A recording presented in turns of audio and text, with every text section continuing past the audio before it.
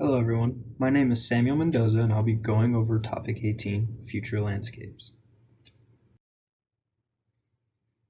The first reading was on human-robot interaction, status, and challenges.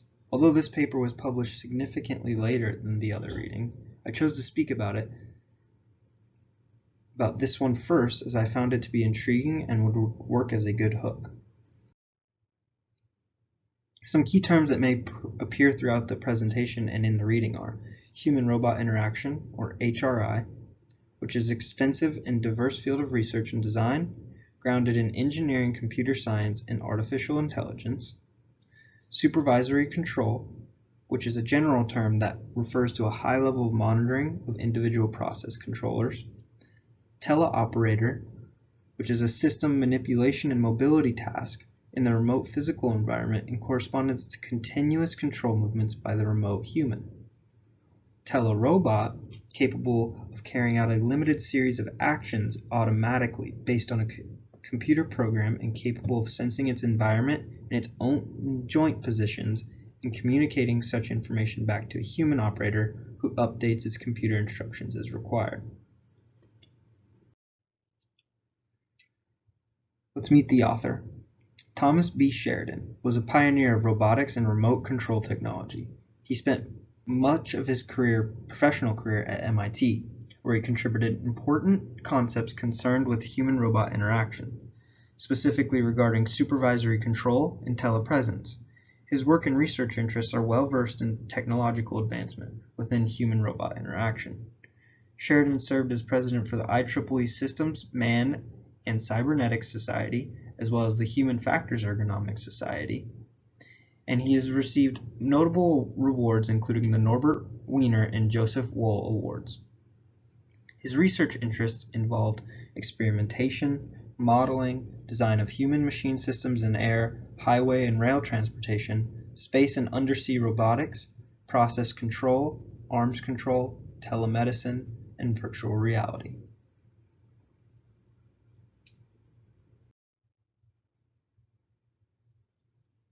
Human-robot interaction is a rapidly advancing diverse field of research and design. However, the field is in need of research on human interaction aspects, participation in robot research, and design. Besides aviation, the human factors community has failed to address the needs of human-robot interaction. Sheridan outlines the 4 areas of application for human-robot interaction: human supervisory control of robots in performing routine tasks, which includes manufacturing assembly lines, delivery of packages, components, mail, and other routine tasks.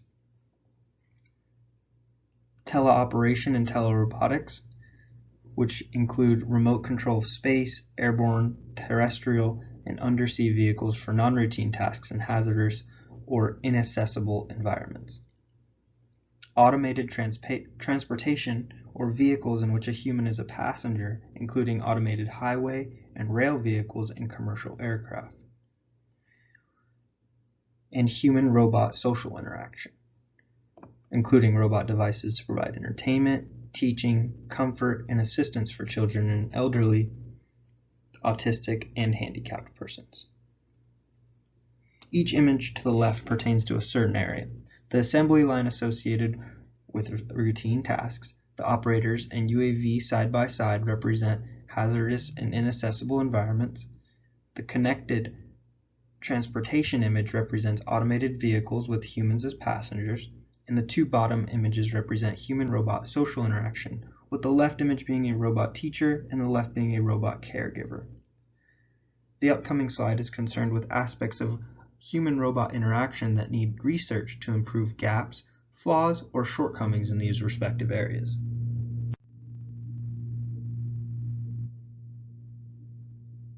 Each area of human-robot interaction has a research need, control and display, or common research needs appearing in multiple areas of application. Human supervisory control of robots for routine tasks needs research not only in control and display, but planning, teaching, and supervisor monitoring of automatic action. Whereas telerobotics and teleoperation in unideal environments is included research needed in mental workload and specifically for the medical field, fitting devices to patients while considering capabilities and limitations. In the realm of automated transportation, further understanding of social aspects is needed. For aviation, human-in-the-loop simulations and evaluation of digital as compared with voice communication requires attention from the human factors community. The final area of human-robot social interaction faces research challenges pertaining to teaching between humans and robots.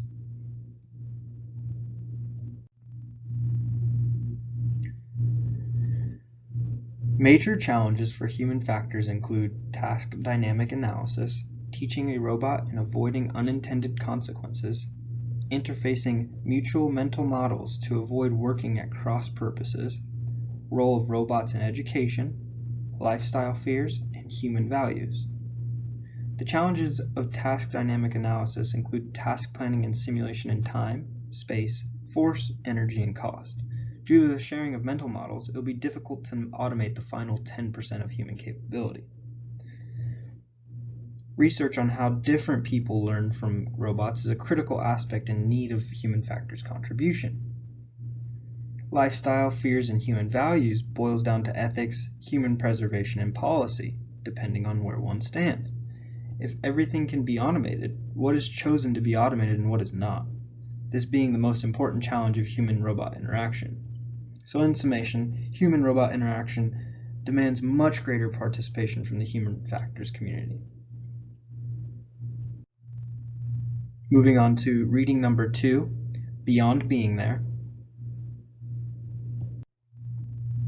Some key terms associated with this reading are computer-supported cooperative work, which is the ways technology aids humans in working together regardless of distance.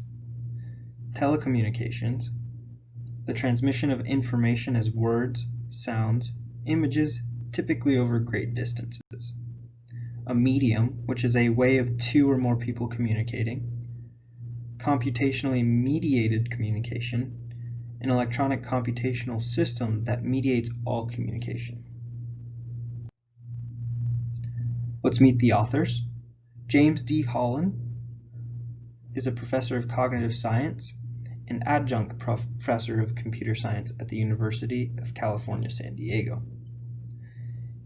His research interests involve cognitive ethnography, computer-mediated communication, distributed cognition, human-computer interaction, information visualization, multi-scale software, tools for analysis of video data. James was also elected to the Computer Human Interaction Academy in 2003 and received the ACM SIG-Chi Lifetime Research Award in 2015. Our next author is W. Scott Stornetta. Stornetta graduated from Stanford University with a PhD in physics. After graduating from Stanford, Stornetta began working at Bellcore as a research scientist. Stornetta's most notable contribution has been to the field of cryptography and blockchain technology. As we know him today, he is the co-inventor of the blockchain. And he's also an active member of the Association for the Advancement of Artificial Intelligence. Each medium of communication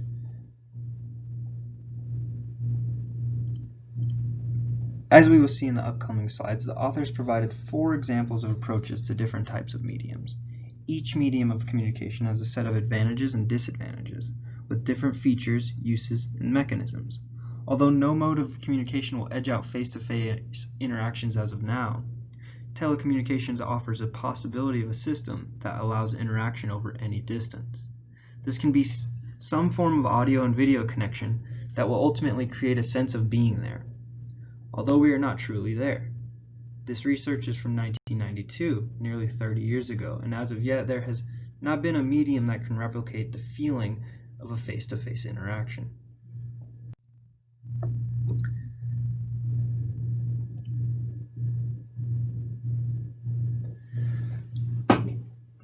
The authors, when at Bellcore, developed several prototype applications for different mediums, one of them being ephemeral interest groups, which is a form of informal short-lived discussion. The word ephemeral means to only last briefly. These groups can exist on any part of electronic space. A modern comparison would be that of Reddit, Discord, Snapchat, or any medium that is short-lived and disposable.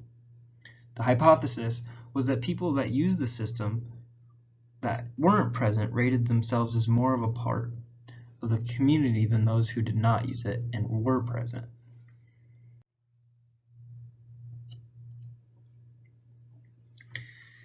The second approach, meeting others, is closely related to modern social media like Facebook. The electronic persona is the user's profile that introduces and describes themselves, like a bio. The second variant mentioned that profiles locate other profiles that one may be interested in communicating with is most similar to the average dating site today. All of these aspects will moreover stimulate communication. The hypothesis with this approach was allowing low-cost electronic access to information about others will provide an effective way of learning about people for the first time, decrease the cost of initiating contact, and support the maintenance of interactions over time.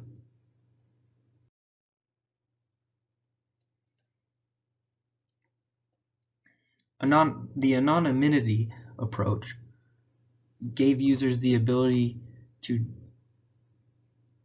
be anonymous through discourse, permits exchanges without some of the costs associated with non-anonymous encounters, and is non-imitative of face-to-face interaction.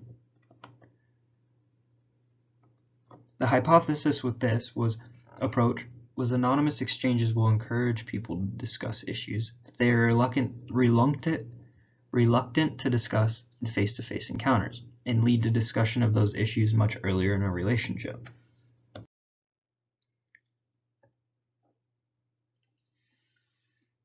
Semi-synchronous discussions allows those typically late to the conversation the ability to voice their opinions, as the conversation is no longer guided by first responses. One can respond to a message at any time, and the message will appear at a fixed time. This medium of discourse is neither synchronous or asynchronous, and the hypothesis of this approach was the use of semi-synchronous mechanisms will encourage a greater range of responses than the normal asynchronous or synchronous mechanisms.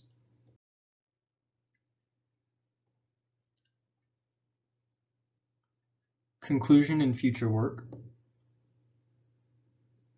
The telecommunication challenge, creating a system that allows the same richness and variety of face-to-face interaction when physically distant.